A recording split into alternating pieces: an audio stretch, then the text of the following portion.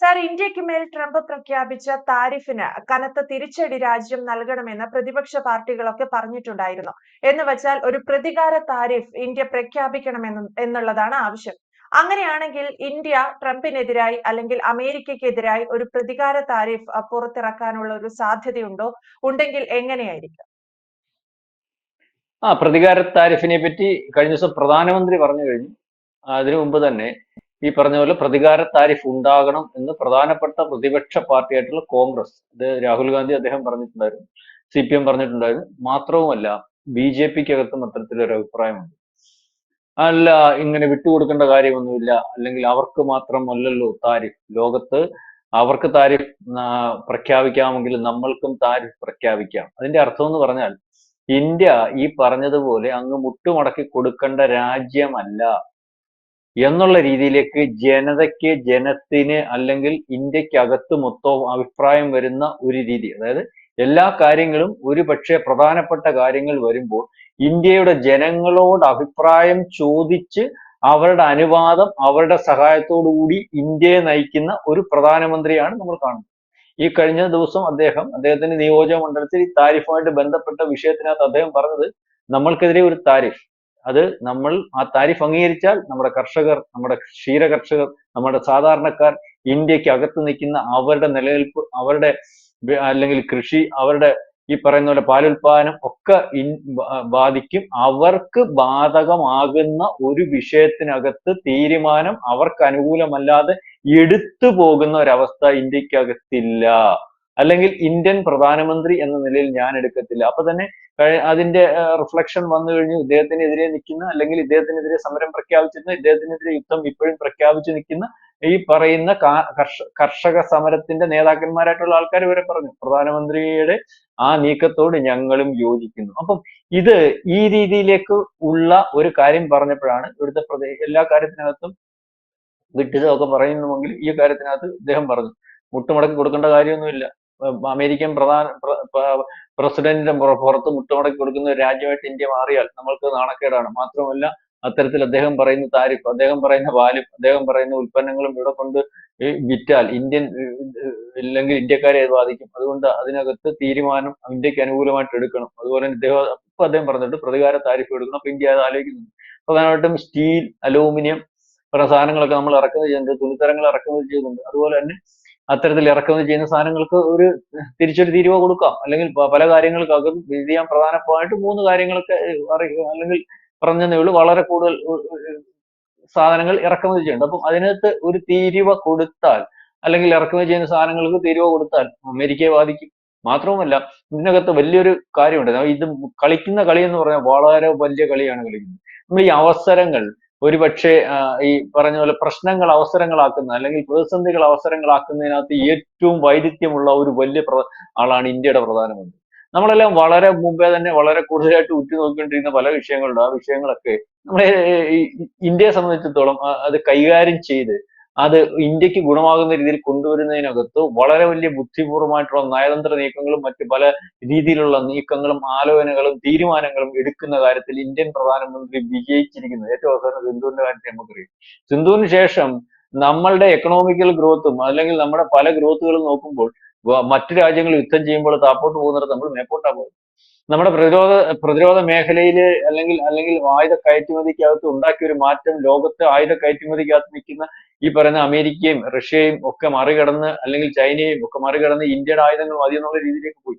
മാത്രമല്ല ഇന്ത്യ ലോക രാജ്യത്തിന്റെ മുമ്പിൽ ഈ ഒരു യുദ്ധത്തിന് ശേഷം നമ്മളെ തകർക്കുന്നതിന് വേണ്ടി പാകിസ്ഥാനെ ഉപയോഗിച്ച് യുദ്ധം ചെയ്യാൻ നിന്ന രാജ്യങ്ങൾക്കെല്ലാം തിരിച്ചടി കൊടുക്കുന്ന രീതിയിൽ ഇന്ത്യയെ തൊട്ടാൽ ഇന്ത്യ കളി പഠിപ്പിക്കും, അല്ലെങ്കിൽ ഈ പറയുന്ന ഇന്ത്യ മഹാരാജ്യത്തിന്റെ പ്രതിരോധ സംവിധാനവും ഇന്ത്യക്കകത്ത് നിൽക്കുന്ന ആയുധങ്ങളും അല്ലെങ്കിൽ ഇന്ത്യ സൈന്യത്തിന്റെ കഴിവും ഒക്കെ ലോകത്തിന് തന്നെ ഞെട്ടുണ്ടാക്കുന്ന രീതിയിലേക്ക് പോയി. അപ്പൊ ഇതെല്ലാം ഒരു ഇന്ത്യക്ക് പ്രയോജനം ചെയ്യുന്നില്ല. നമ്മൾ പ്രശ്നങ്ങൾ, പ്രതിസന്ധികൾ, അല്ലെങ്കിൽ അവസരം എത്തരത്തിലുള്ള ഈ സമയത്ത് അത് ഇന്ത്യക്ക് ഹൈപ്പാകുന്നില്ല. ഇപ്പൊ തന്നെ ഈ ഒരു പ്രശ്നം, അതായത് അമേരിക്ക വരട്ടിയിരിക്കാൻ ലോകരാജ്യം, നാറ്റോ രാജ്യം, യൂറോപ്യൻ രാജ്യം, എക്കണോമിക്കലി ഈ പറയുന്ന രാജ്യങ്ങളുമായിട്ടുള്ള ബന്ധവും കരാറുകളും ഒക്കെ നിന്നു പോയാൽ ആ പറയുന്ന നിന്നു പോകുന്ന രാജ്യത്തിനകത്ത് ഈ വലിയ രീതിയിലൊക്കെ കുഴപ്പങ്ങളുണ്ടാകും, അല്ലെങ്കിൽ എക്കണോമിക്കൽ ഗ്രോത്തിന് പ്രശ്നമുണ്ടാകും. ഈ സമയത്താണ് നമ്മൾ യുദ്ധപ്രഖ്യാപനം പോലെ പ്രഖ്യാപിച്ചു നിൽക്കുന്നത്, അല്ലെങ്കിൽ തിരിച്ചടി കൊടുക്കാൻ ഒടുങ്ങുന്നത്.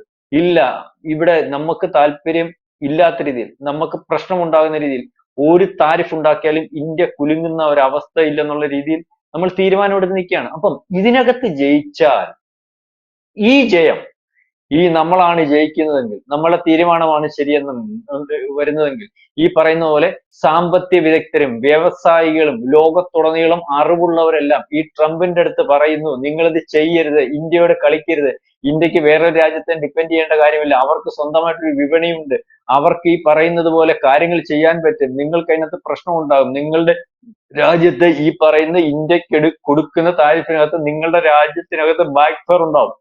അതായത് ബാക്ക് ഫെയർ എന്ന് പറഞ്ഞു കഴിഞ്ഞാൽ അവിടുത്തെ സാധാരണക്കാരനെ ബാധിക്കും, അവിടുത്തെ സാധന ലഭ്യതയെ ബാധിക്കും, അല്ലെങ്കിൽ അത്തരത്തിൽ ആ രാജ്യത്ത് പണപ്പെരുപ്പം ഉണ്ടാകും, ആ രാജ്യത്ത് ഈ പറയുന്ന ശതകോടീശ്വരന്മാരെക്കാൾ കൂടുതൽ സാധാരണക്കാരും പാവത്തുങ്ങളും ഉള്ള അവസ്ഥയിൽ അവർക്ക് പ്രശ്നങ്ങൾ ഉണ്ടായി, ഈ താരിഫ് അവർക്ക് പ്രശ്നം ഉണ്ടാകും, ദോഷം ചെയ്യും, അതുപോലെ ഈ ബന്ധങ്ങൾ വഷളാവും. മാത്രവുമല്ല, ഈ പറയുന്ന പ്രശ്നങ്ങളോടുകൂടി ലോകത്തുള്ള രാജ്യങ്ങളെല്ലാം അമേരിക്കയെ അംഗീകരിക്കാതെ ആ രാജ്യങ്ങളുടെ താല്പര്യത്തിനനുസരിച്ച് അവരുടെ തീരുമാനങ്ങൾ എടുത്തു പോവുകയും ലോകത്ത് വിശ്വസിക്കാൻ കൊള്ളാത്ത രാജ്യമായിട്ട് നാളെ കാലത്തെ അമേരിക്ക മാറുകയും ഒക്കെ ചെയ്യുമെന്ന് പറയുന്നുണ്ട്.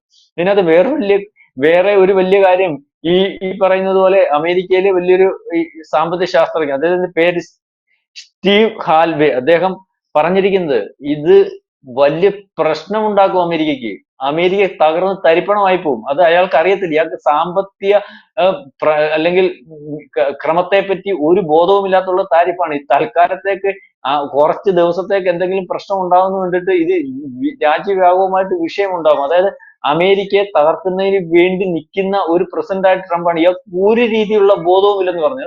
എന്നിട്ട് അദ്ദേഹം പറഞ്ഞൊരു കാര്യം എന്തോന്നറിയോ, ഈ പറയുന്ന നെപ്പോളിയൻ പറഞ്ഞിട്ടുണ്ട്, നമ്മൾക്കെതിരെ ഒരാൾ ഒരു നീക്കം അല്ലെങ്കിൽ സ്വയം നീക്കം എന്നുള്ള രീതിയിൽ സ്വയം നശിക്കാൻ തീരുമാനിച്ചാൽ അയാളെ ശത്രുവായിട്ട് പ്രഖ്യാപിച്ച് എതിർക്കാൻ നിൽക്കേണ്ടതില്ല, അയാൾ അങ്ങ് നശിച്ചുകൊള്ളും, നമ്മൾ അടങ്ങിയിരിക്കാനാണ് പറഞ്ഞിരിക്കുന്നത്. അപ്പൊ പറഞ്ഞതിന്റെ അർത്ഥം മനസ്സിലായല്ലോ. ഈ താരിഫിന്റെ ഈ ഒരു അവസ്ഥ കണ്ടിട്ട് നമ്മൾ അനങ്ങാനേ പോകണ്ട, ഈ താരിഫ് പ്രയോഗിച്ച് ഇങ്ങോട്ട് വരികയും അത് ഇന്ത്യയെ യാതൊരു കാരണവശാലും ബാധിക്കാതെ വരികയും ഇന്ത്യക്ക് സ്വന്തം വിപണി ഉണ്ടാവുകയും അവിടെ അല്ലെങ്കിൽ അമേരിക്കയിലേക്ക് കയറ്റി വിടേണ്ട സാധനങ്ങൾ ലോകത്തിലെ 30% മാത്രം പോലും, 30% ഒന്നും വരുന്ന അമേരിക്കയെ മറികടന്ന് മറ്റു രാജ്യങ്ങളിലേക്ക് സ്പ്ലിറ്റ് ചെയ്യുമ്പോൾ ഇന്ത്യയുടെ കാര്യങ്ങൾ നടക്കും. അല്ലെങ്കിൽ എങ്ങോട്ടും കയറ്റുമതി ചെയ്തില്ലെങ്കിൽ പോലും ഇന്ത്യക്ക് അതിനകത്ത് വിപണിയുണ്ട്.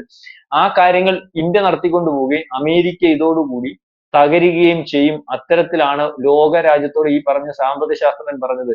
നെപ്പോളിയൻ പറഞ്ഞതുപോലെ ആ ശത്രു വിഡ്ഢിത്തം കാണിക്കുന്നുണ്ടെങ്കിൽ ആ സമയത്ത് അനങ്ങാതിരിക്കാവും, നശിച്ചു പോകും, നമ്മൾ യുദ്ധം ചെയ്യാൻ പോകണ്ട എന്ന് പറയുന്ന ഒരു അവസ്ഥ.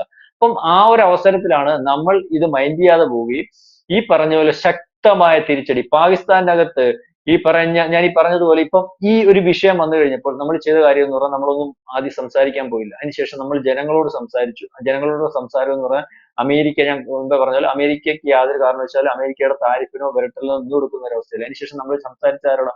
ജയശങ്കർ റഷ്യയിൽ പോയി. അതിനുശേഷം ഈ പറയുന്ന പോലെ ഈ നമ്മുടെ അജിത് ഡോവൽ റഷ്യയിൽ പോയി. ഈ പറഞ്ഞതുപോലെ ഈ നമ്മുടെ യുദ്ധ കോപ്പുകളുടെ അല്ലെങ്കിൽ യുദ്ധ വിമാനങ്ങളുടെ അല്ലെങ്കിൽ അത്തരത്തിലുള്ള F-35 വേണ്ടാന്ന് തീരുമാനിച്ചു അനൗദ്യോഗികമായിട്ട്, അല്ലെങ്കിൽ ഈ പറയുന്ന നമ്മൾ അവരുമായിട്ടുള്ള കരാറുണ്ടായിരുന്നു, ചില കരാറുകൾ, ഏറ്റവും കൂടുതൽ ആയുധങ്ങൾ ഇപ്പോഴും ഇറക്കുമതി ചെയ്യുന്ന രാജ്യം ഇന്ത്യയാണല്ലോ പല രാജ്യങ്ങളിൽ നിന്നും. അതിനകത്ത് അമേരിക്ക എന്നുള്ള ആയുധ കരാറിനകത്ത് അത് താൽക്കാലികമായിട്ട് മരവിപ്പിക്കാൻ തീരുമാനിക്കുന്നു. അതുപോലെ തന്നെ ബ്രസീലിന്റെ പ്രധാനമന്ത്രിയായിട്ട് നമ്മൾ സംസാരിക്കുന്നു. പുടിനുമായിട്ട് സംസാരിച്ചതിന് ശേഷം പുടിൻ ഈ പറയുന്നത് പോലെ ഇന്ത്യയെ അങ്ങോട്ട് ക്ഷണിക്കുന്നു. മാത്രമല്ല ഒരു പ്രസ്താവന ഇറക്കുന്നു, ഇതുവരെ ഉണ്ടായിരുന്നത് പോലെയല്ല, സൗഹൃദമായിട്ടാണ് സന്ദർശനമാണ് ഞങ്ങൾ അദ്ദേഹത്തോട് ആവശ്യപ്പെടുന്നത്, അദ്ദേഹം ഇവിടെ വന്നു. അപ്പം ഈ ഒരു ഇതിനകത്ത് ഞാൻ പറഞ്ഞ ജിയോ പൊളിറ്റിക്സിനകത്ത് വലിയ വ്യത്യാസം വരുത്താനാണ് നരേന്ദ്രമോദി ശ്രമിച്ചുകൊണ്ടിരിക്കുന്നത്. അതായത് ബ്രിക്സ് എന്ന് പറയുന്ന RIC എന്ന് പറയുന്ന രാജ്യങ്ങളുടെ കൂട്ടായ്മയ്ക്കകത്ത് ശക്തി ഉണ്ടാക്കി ഈ പറയുന്ന അമേരിക്ക ഉണ്ടാക്കി വെച്ചിരിക്കുന്ന മേൽക്കോയ്മ നമുക്കറിയാമല്ലോ.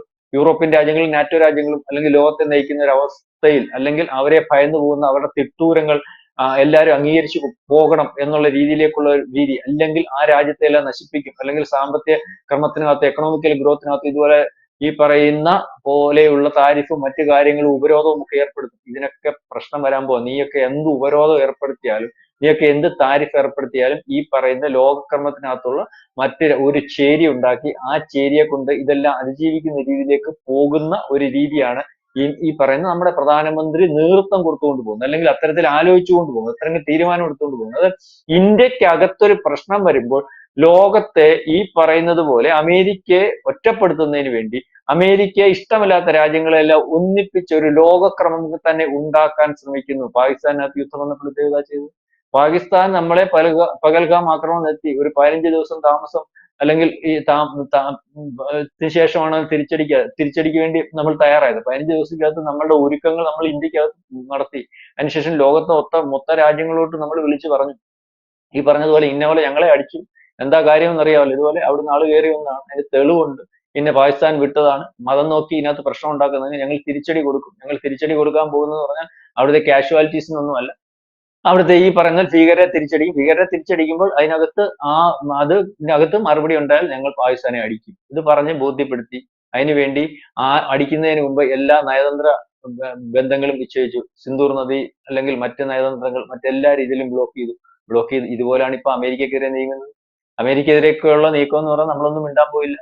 നമുക്ക് പറഞ്ഞു, ഞങ്ങളുടെ ആദ്യമേ റഷ്യയുമായിട്ടുള്ള ഈ പ്രശ്നം പറഞ്ഞു, അല്ലെങ്കിൽ എണ്ണയുടെ വിഷയം പറഞ്ഞു, നിർത്തുന്ന പറഞ്ഞു, ഞങ്ങൾക്ക് ഈ പറയുന്നത് പോലെ റഷ്യയിൽ നിന്ന് എണ്ണ മേടിക്കേണ്ടതായിട്ടുണ്ട്, അല്ലെങ്കിൽ ഞങ്ങളുടെ രാജ്യത്തിനകത്തെ ജനങ്ങൾക്ക് പ്രാപ്തമായിട്ടുള്ള ഒരു സാമ്പത്തിക സ്ഥിതി ഉണ്ടാക്കുന്നതിന് വേണ്ടി റഷ്യയിൽ നിന്ന് എണ്ണ മേടിക്കണം, അതിനുവേണ്ടി തയ്യാറെടുക്കുന്നു. അപ്പോൾ നിർത്തിക്കൊണ്ട് പോകാൻ പറ്റില്ല. അപ്പൊ നമ്മളുടെ കാര്യങ്ങൾ ഓരോന്നോരോന്ന് പറഞ്ഞു തയ്യാറെടുപ്പ് നടത്തുമ്പോൾ, അല്ലെങ്കിൽ ഇതുപോലെ താരിഫിന്റെ കാര്യം നേരത്തെ പറഞ്ഞപ്പോൾ ആ താരിഫ് ഉണ്ടാവാൻ സാധ്യതയുള്ളത് കൊണ്ട് ഈ പറയുന്ന അമേരിക്കക്കെതിരെ വ്യക്തമായിട്ട് നീക്കം നടത്തി. അവര് ഇങ്ങോട്ട് വന്നിട്ടുള്ള ഈ പാകിസ്ഥാൻ മോഡൽ ഒരു ആക്രമണം അല്ലെങ്കിൽ ഒരു രീതി തന്നെയാണ് ഈ പറഞ്ഞതുപോലെ താരിഫിന്റെ മോഡലും അമേരിക്കക്കെതിരെ അവലംബിച്ചിരിക്കുന്നത്. ഏറ്റവും അവസാനം ഇപ്പം ഒരു തിരിച്ചടി അല്ലെങ്കിൽ ഒരു പ്രതികാര താരിഫ് കൂടെ വന്നാൽ അമേരിക്ക പെട്ടുപോകും. അമേരിക്ക നമ്മൾ സിന്ദൂർ അല്ലെങ്കിൽ മുമ്പ് ഉണ്ടാക്കി നമ്മുടെ സിന്ധു നദീജല കരാറുണ്ടല്ലോ, ഇപ്പൊ അമേരിക്ക അന്ന് വിചാരിച്ചു ഒന്നുമില്ല അതങ്ങ് തീർന്നോളൂ, അതുപോലെ തന്നെ അമേരിക്ക വീഴാൻ പോവുകയാണ്. അമേരിക്കയെ ഈ ഒരു ഇതിനകത്ത് നാളെ കാലത്തെ മാറ്റം വരുത്തിയാൽ പോലും, അല്ലെങ്കിൽ പ്രശ്നം പരിഹരിച്ചാൽ പോലും, പ്രശ്നം പരിഹരിക്കാതെ അമേരിക്കയ്ക്ക് മുന്നോട്ട് പോകാൻ പറ്റാത്ത ഒരു അവസ്ഥയിലേക്ക് കാര്യങ്ങൾ എത്തിച്ചു കഴിയുമ്പോൾ, ഒരുപക്ഷെ ട്രംപിന്റെ സ്വഭാവം അനുസരിച്ച് ആണും പെണ്ണും കെട്ടവരും നേരം വെളുത്ത് പറയുന്നത് അല്ല വൈകിട്ട് പറയുന്ന ഒരു അവസ്ഥ ഉള്ളപ്പോൾ ഒരുപക്ഷെ ചർച്ചയ്ക്ക് വന്നാലും ഈ രാജ്യത്തിനെതിരെ ഉണ്ടാക്കിയിരിക്കുന്ന ഒരു കൂട്ടായ്മ അല്ലെങ്കിൽ ഒരു ആലോചന, ഒരു കോപ്പ് കൂട്ടൽ നാളെ കാലത്തെ അമേരിക്കയെ ലോകത്തെ അല്ലെങ്കിൽ ലോകത്തിന്റെ രാജാവായിട്ടും അമേരിക്കൻ പ്രസിഡന്റ് ലോക പ്രസിഡന്റായിട്ടും ഒക്കെ അംഗീകരിക്കുന്ന അവസ്ഥയിൽ നിന്ന് വ്യത്യാസം വരുത്തി അമേരിക്ക ഒന്നുമല്ല, അമേരിക്കയെ കൈതട്ടിപ്പോയാലും കുഴപ്പമില്ല എന്നുള്ള രീതിയിലേക്ക് ഒരു ലോകക്രമം മോദി ഉണ്ടാക്കും. അതിന് ഏറ്റവും അവസാനത്തെ തീരുമാനം തന്നെയാണ് ഈ പറഞ്ഞതുപോലെ അമേരിക്കക്കെതിരെ താരിഫ്. ഇതിനു മുമ്പ് ചൈന താരിഫ് ഉണ്ടാക്കി. ഈ അമേരിക്ക ഈ പറയാൻ കാരണം അമേരിക്കയെ ബാധിക്കുമെന്ന് പറയാൻ കാര്യം എന്നാൽ അമേരിക്കയുടെ പൈസ ഉണ്ട്. ആകെപ്പാടെ ഇവൻ കയറ്റുമതി ചെയ്യുന്നത് അല്ലറ ചില്ലറ സാധനങ്ങളും അല്ലെങ്കിൽ യുദ്ധക്കോപ്പുകളുമാണ്. അമേരിക്കയിൽ പ്രൊഡക്ഷൻ ഇല്ല. അമേരിക്ക പ്രൊഡക്ഷൻ നടത്താൻ പറ്റത്തില്ല. ഈ പറഞ്ഞ ചൈനയെ കൊണ്ടുവച്ച് നടത്തുന്ന പോലെ, ഇന്ത്യയെ കൊണ്ടുവച്ച് നടത്തുന്ന പോലെ. ഇപ്പം ആപ്പിൾ ഫോൺ ഉദാഹരണത്തിന് ഞാൻ പറയാം, ആപ്പിൾ ഫോണിന്റെ ഒരു കമ്പനി അമേരിക്ക തുടങ്ങിയാൽ ഇപ്പൊ 1,00,000 രൂപയ്ക്ക് വിൽക്കുന്ന ആപ്പിൾ ഫോൺ വിൽക്കണമെങ്കിൽ 4,00,000 രൂപയ്ക്കും പറ്റത്തില്ല. കാരണം അവിടുത്തെ ശമ്പളം, അവിടുത്തെ ഈ ചെലവുകൾ, അല്ലെങ്കിൽ ആ പറയുന്ന പോലെ അങ്ങേ അറ്റത്തുനിന്ന് മൊത്തം ലോകരാജ്യങ്ങൾക്ക് വിതരണം ചെയ്യാൻ ഒരു കമ്പനി തീരുമാനിച്ചാൽ അതിന്റെ സപ്ലൈ ചെയിൻ ഇതൊക്കെ പ്രശ്നമാണ്. അതുകൊണ്ട് അവർ ചൈനയെ വന്ന് തുടങ്ങുന്നത്. ചൈന അമ്മാന്റെ മോനായിട്ടൊന്നും അല്ല, അല്ലെങ്കിൽ അമ്മായി ആയിട്ടും അല്ല.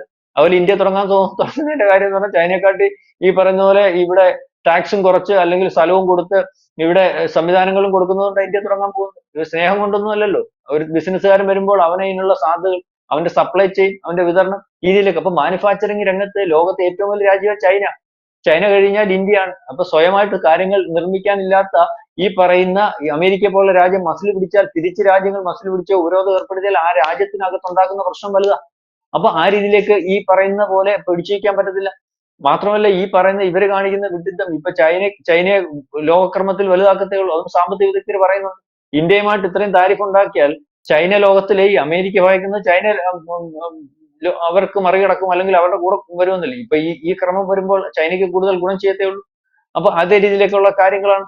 അപ്പൊ ഇതൊക്കെ മനസ്സിലാവാതെ, ഇത്തരത്തിൽ മനസ്സിലാക്കാതെ പോകുന്ന ഒരവസ്ഥ, ആ രീതിയിലേക്കാണ് വ്യവസായികളും ശാസ്ത്രജ്ഞന്മാരും അല്ലെങ്കിൽ ഈ പറഞ്ഞ ശതകോടീശ്വരന്മാർ, ശതകോടീശ്വരന്മാരുടെ കാര്യം കഴിഞ്ഞ ദിവസം നമ്മൾ ചർച്ച ചെയ്തില്ലേ, 53 ട്രില്യൺ അല്ലെ ബില്യൺ ഡോളറിന്റെ നഷ്ടം അവിടുത്തെ 10-12 ഇയാളുടെ കൂടെ നിന്ന് അല്ലെങ്കിൽ അവിടുത്തെ ശതകോടീശ്വരന്മാർക്ക് സംഭവിച്ചിരിക്കുന്നു.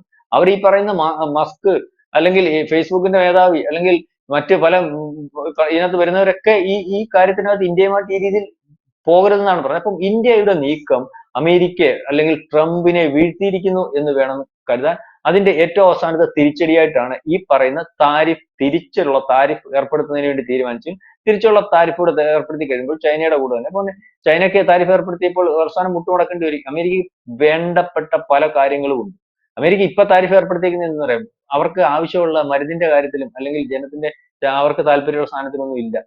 നമ്മുടെ ഈ ജ്വല്ലറി ഐറ്റം അല്ല തുണിത്തരങ്ങൾ മറ്റേനൊക്കെ താരിഫ് കൂട്ടിയും വെച്ചിട്ടുണ്ട്. അപ്പൊ അതൊന്നും ഈ പറയുന്ന പോലെ അപ്പൊ അവർക്ക് കുഴപ്പം വരുന്നതിനകത്ത്, അവർക്ക് ആവശ്യമുള്ള സാധനത്തിനകത്ത് സാധാരണക്കാരന് വരുന്നതിനകത്തൊന്നും ഇല്ല. അപ്പം ഇന്ത്യക്ക് ഗുണം ഉണ്ടാകുന്നതും അവർക്ക് വേണ്ടപ്പെട്ടതുമായിട്ടുള്ള വ്യത്യസ്തമായിട്ടുള്ള രീതിയിലേക്കാണ് ഈ പറയുന്നത് പോലെ താരിഫ് ഏർപ്പെടുത്തിക്കും. അപ്പൊ അതിനകത്ത് വ്യത്യാസം വരുത്തുമ്പോൾ, അവർക്ക് ലഭ്യത ഇല്ലാതെ വരുമ്പോൾ, അവിടുത്തെ സാധാരണക്കാരന് സാധനം മേടിക്കാതെ ഒക്കാതെ വരുമ്പോഴൊക്കെ പ്രശ്നം ഉണ്ടാകും. കഴിഞ്ഞ ദിവസം നമ്മൾ കയറ്റുമതി ചെയ്യുന്ന ഏത്തപ്പഴത്തിന്റെ കയറ്റുമതി ഏറ്റവും കൂടുതൽ ഉപയോഗിക്കുന്ന രാജ്യമാണ് അമേരിക്ക. കഴിഞ്ഞ ദിവസം ഒരു ഇന്റർവ്യൂവിനകത്ത് ഒരു സാധാരണക്കാരി ചോദിച്ചാൽ, നിങ്ങൾ ഏത്തപ്പഴത്തിന് ഇവിടെ തീരെ കൂട്ടിയാൽ ഞങ്ങൾ 10% ഇപ്പൊ 100 രൂപ കിട്ടുന്ന ഏത്തപ്പഴം നിങ്ങൾ 10% കൂട്ടും 110 രൂപ, ഞങ്ങൾ ഇത് ഇവിടെ കിടന്ന് മേടിക്കും, ഞങ്ങളുടെ കയ്യിൽ നിന്നല്ലേ കാശ് പോകുന്നത്. അമേരിക്കയ്ക്ക് ഗുണമുണ്ടെന്ന് പറഞ്ഞാൽ ഇവിടുത്തെ രാജ്യത്തിനകത്ത് സാധനങ്ങൾക്ക് വില കൂടുന്നത് കൊണ്ടാണ് അമേരിക്ക ഗുണം ഉണ്ടാകുന്നത്. സാധാരണക്കാരൻ എന്ത് ചെയ്യും? അപ്പൊ ഈ രീതിയിലേക്ക് ജനം അയാൾക്കെതിരെ തിരിഞ്ഞു തുടങ്ങിയിട്ടുണ്ട്. അപ്പൊ ആ രീതിയിലേക്ക് പ്രശ്നമുണ്ട്. അപ്പം അതിനൊരു ആക്കം കൂട്ടിയിട്ട് അല്ലെങ്കിൽ ഈ പ്രതിസന്ധി ഉണ്ടാക്കിയിട്ട് അമേരിക്ക ഇല്ലായ്മ ചെയ്ത് പോകുന്ന ഒരവസ്ഥയിലേക്ക് പോകും.